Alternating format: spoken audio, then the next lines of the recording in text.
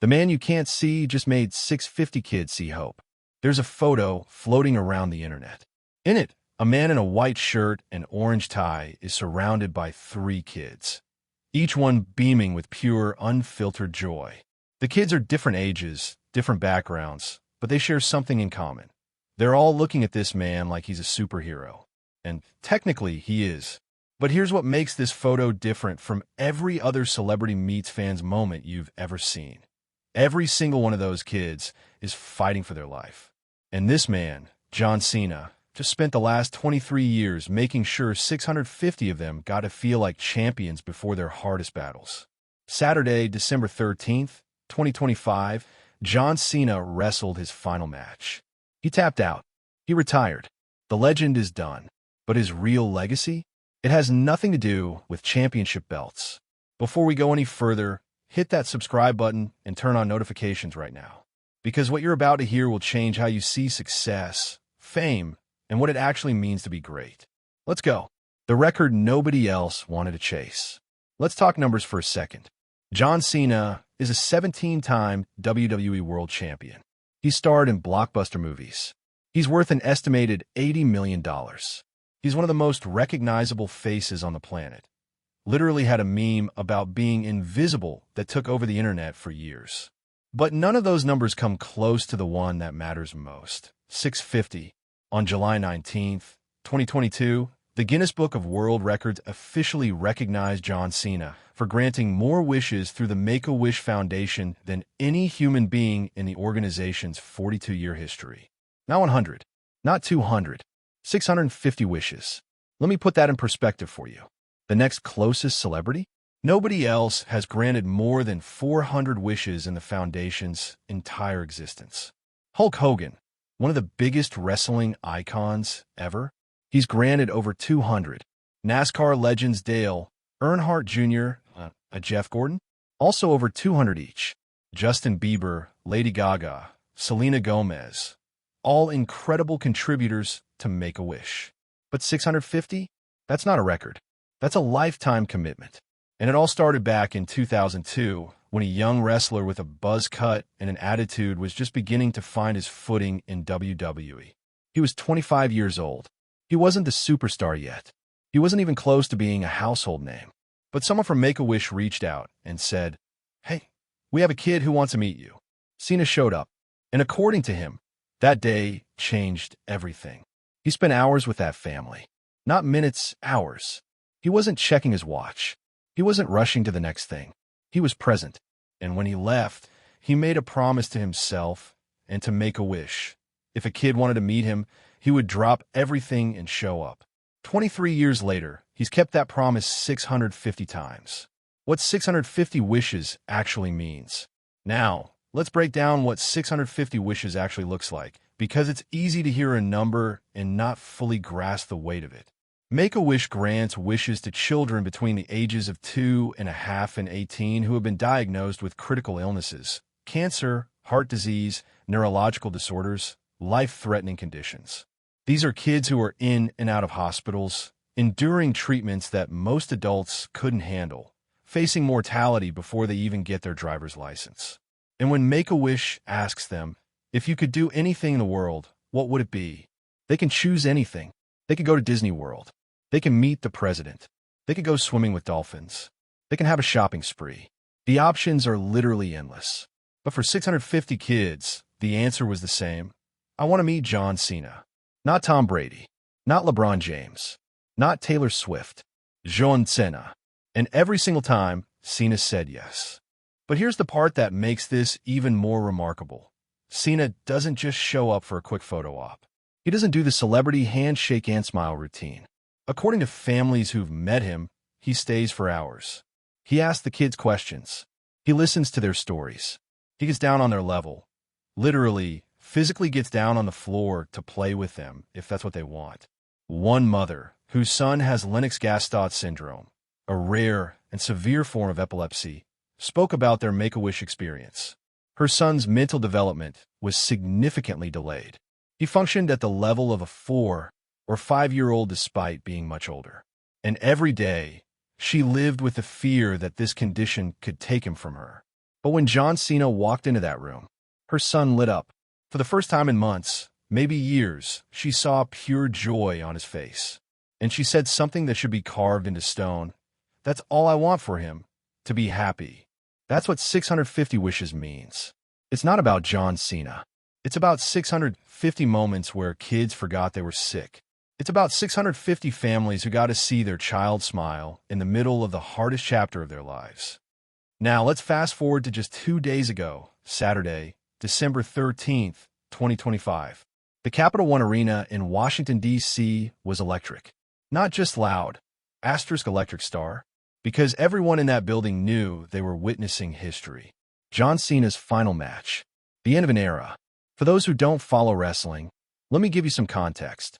John Cena announced his retirement back on July 6th, 2024 at WWE's Money in the Bank event in Canada. He didn't just quietly retire. He gave the wrestling world an entire year to say goodbye. A full farewell tour. He wrestled at the Royal Rumble in January 2025. He shocked everyone by turning heel, wrestling term for bad guy, for the first time since 2003. He won his 17th World Championship at WrestleMania 41 in April. He lost it back to Cody Rhodes at SummerSlam in August. And then came the final chapter. The last time is now tournament. 16 wrestlers competed for the honor. Yes, the honor of being John Cena's final opponent. Former rival Brock Lesnar entered. Ice Styles, Sami Zayn, LA Knight made it to the finals. But in the end, it was Gunther, the ring general, a two-time WWE heavyweight champion known for his brutal, hard-hitting style, who won the right to face Cena one last time. The match lasted nearly 24 minutes. It was violent. It was emotional. It was everything a retirement match should be. Cena hit his signature moves, the shoulder tackles, the five-knuckle shuffle, the attitude adjustment through a table. The crowd was on their feet the entire time, willing him to win, hoping for one more miracle. But this wasn't a movie. This was wrestling. Unpredictable, brutal, and sometimes heartbreaking. Gunther locked in a sleeper hold. Cena fought. He struggled. The crowd chanted his name louder and louder, trying to give him strength. But eventually, for the first time in over 20 years, John Cena tapped out. The referee called for the bell. It was over. And the crowd? They didn't boo. They didn't turn on him. They erupted in applause. "Thank you, Cena." Chants echoed through the arena. Grown men were crying. Kids were crying. Even some of the wrestlers watching backstage were wiping their eyes. Because they understood, this wasn't about winning or losing. This was about 23 years of showing up, giving everything, and leaving it all in that ring one final time. After the match, something beautiful happened. The entire WWE locker room, Raw, SmackDown, NXT, legends, current champions, referees, staff, everyone came out and surrounded the ring. They weren't there to mourn a loss. They were there to honor a legacy. Cody Rhodes and CM Punk, the two current WWE champions, walked up to Cena and handed him their championship belts. Not to present him as a winner, but to say, "This belongs to you too. You paved the way for all of us." Then Triple H, WWE's chief content officer, and yes, Cena's longtime rival turned friend, came out and showed Cena a video tribute featuring Tom Brady, Peyton Manning, Jelly Roll, Jimmy Fallon, and others, all thanking him for his contributions to wrestling, entertainment, and humanity. Jelly Roll said it best. John Cena, the legendary, never seen 17. "Man, thank you for all these years." And then, in a moment that will be remembered forever, Cena took off his sneakers and armbands, the gear he'd worn in thousands of matches, and placed them in the center of the ring. It's a wrestling tradition that dates back decades. When you leave your boots in the ring, you're saying, "I'm done. This belongs to the next generation now." Cena took one final bow. The crowd gave him a standing ovation. He walked up the ramp, stopped at the top, and gave one last salute. And just like that, the man you couldn't see was gone. But here's the thing about legacies. They're not defined by what you accomplish for yourself. They're defined by what you give to others. Let's talk about what makes 650 wishes so incomprehensible. John Cena didn't have to do this. Let me repeat that. He didn't have to do any of this. Once he became a megastar, Once he started selling out arenas, landing movie deals, becoming a household name. He could have easily said, "I've done my part. I granted 50 wishes. That's more than most. I'm good." But he didn't. When Cena was honored in 2015 for granting his 500th wish, he said something that perfectly encapsulates who he is. "I will drop what I'm doing and be involved because I think that's the coolest thing. If I can offer a fantastic experience, I'll be first in line to do my part." Think about what that means. This is a man who's filming movies in different countries, traveling 300-plus days a year for WWE, doing press tours, promotional events, interviews, podcasts. His schedule is insane. And yet, when Make-A-Wish calls and says, "We have a kid," he drops everything. Not, "Let me check my calendar." Not, "Can we do this next month?" He drops everything. In a recent interview, Cena was asked about his Guinness World Record, and instead of celebrating it, he downplayed it. He said, "I can't conceptualize someone learning the concept of what Make-A-Wish is and not doing the things that I've had the opportunity to do. That's why I don't look at that as any sort of accolade or achievement." Read that again. He doesn't see it as an achievement. He sees it as what any decent human being would do if given the chance.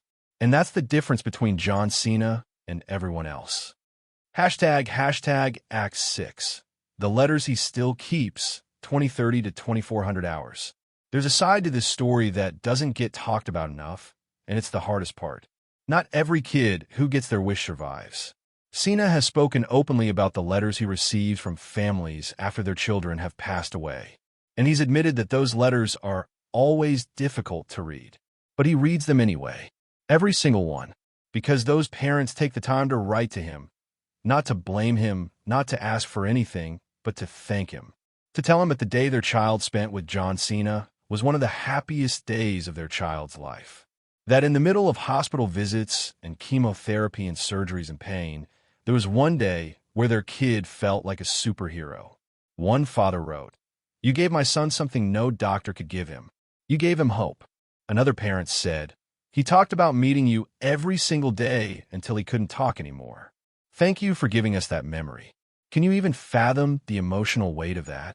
Knowing that 650 times you walked into a room and became someone's hero. And knowing that some of those kids didn't make it. That your face was one of the last things that brought them joy. That's not just charity work. That's carrying 650 families in your heart for the rest of your life. And Cena does it because, in his words, "Those families give me strength." Now let's zoom out and talk about the ripple effect of what John Cena has done. Make-A-Wish has granted over 550,000 wishes since the organization was founded in 1980. But Cena's 650 wishes represent something bigger than just numbers. They represent a shift in how celebrities engage with charity. Because here's the truth. Most celebrities do charity work for the photo op. They show up, smile for the camera, post it on Instagram, and move on. And look, that's still better than doing nothing. But it's performative. It's surface level. What Cena has done is the opposite. He doesn't publicize most of his Make-A-Wish visits. He doesn't post every single one on social media for clout. In fact, many families have shared that he specifically asked them not to share photos or details publicly because he wanted the moment to be about the kid, not about him. That's real generosity. That's real compassion. And because of Cena's example, other wrestlers, other celebrities have stepped up. WWE as a whole has become one of Make-A-Wish's biggest partners. Other athletes and entertainers have started prioritizing wish granting. The culture has shifted. Cena's 650 wishes have inspired thousands more. So let's come back to where we started. What makes a legend? Is it championship belts? John Cena has 17 of them, tied for the most in WWE history with Ric Flair. Is it box office success? Cena's movies have grossed over $1 billion worldwide. Is it memeability? "You Can't See Me" became one of the most enduring internet jokes of the 2000s and 2010s. All those things are impressive. All of those things have secured Cena's place in pop culture history. But none of those things are what people will remember 50 years from now. What they'll remember is this: John Cena showed up. Not once. Not 10 times. 650 times. For kids who had nothing to give him in return except gratitude. Kids who couldn't boost his career or make him more famous, or put more money in his bank account. He showed up because it was the right thing to do. And that, more than any championship, more than any record, more than any Hollywood role, is what makes someone a legend. The final lesson, 31:00-34:00. On Saturday night, after Cena placed his boots in the ring and walked away, someone asked him what he wanted his legacy to be. He didn't talk about championships. He didn't talk about WrestleMania moments. He didn't talk about movies or money or fame. He said, "I hope people remember that I try to be kind, that I try to show up for people who needed it, that I try to make a difference even in small ways." Small ways. The man who granted 650 wishes called it small ways. And maybe that's the lesson here. Maybe we've been thinking about greatness all wrong. We think it's about big, flashy, world-changing moments. But maybe greatness is actually about showing up consistently, day after day, year after year, for the people who need you most. Maybe greatness is about dropping everything when someone asks for your time. Maybe greatness is about reading letters from grieving parents and carrying their stories with you. Maybe greatness is about not needing credit, not needing applause, not needing validation, just doing the right thing because it's right. If that's what greatness looks like, then John Cena is the greatest of all time. Not because he's a 17-time champion, but because he's a 650-time hero. So what happens now? John Cena is retired from wrestling. He's focusing on his acting career, starring in projects like Peacemaker, Matchbox, and making surprise cameos in shows like The Bear. He's still going to be around. He's still going to be John Cena. But his in-ring career is over. The boots are in the ring. The chapter is closed. And yet, the 650 wishes he granted, those are forever. Those moments don't retire. Those memories don't fade. Those families will carry those experiences with them for the rest of their lives. That's immortality. Not the kind you get from trophies or statues or Hall of Fame inductions. The kind you get from changing lives. The kind you get from being someone's hero when they needed one most. So here's what I want you to take away from this story. John Cena isn't special because he's famous. He's special because he chose to use his fame for something that mattered. He didn't wait until he retired to give back. He didn't treat charity like a side project. He made it central to who he is. And the best part? You don't need to be John Cena to do this. You don't need to be famous or rich or powerful. You just need to show up for the people in your life who need you. You just need to be present. You just need to care. Because at the end of the day, that photo at the beginning of this video, the one with John Cena and those 3 kids, isn't about him. It's about them. It's about those smiles, that joy, that hope. And that's the only record that really matters. If this story moved you, here's what I need you to do right now. First, hit that like button. Let's make sure this message reaches as many people as possible. Second, subscribe to this channel if you haven't already, and turn on those notifications. We're here to tell stories that actually matter. Stories about real people doing extraordinary things. Third, share this video. Send it to someone who needs to remember what real greatness looks like. Send it to someone who's going through a tough time.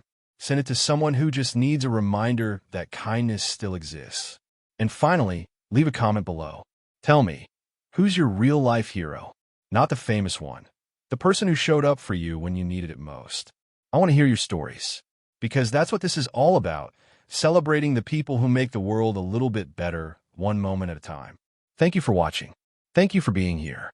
And remember, you don't have to be a champion to be someone's hero. You just have to show up. John Cena did it 650 times. How many times will you? See you in the next one. Now go be great.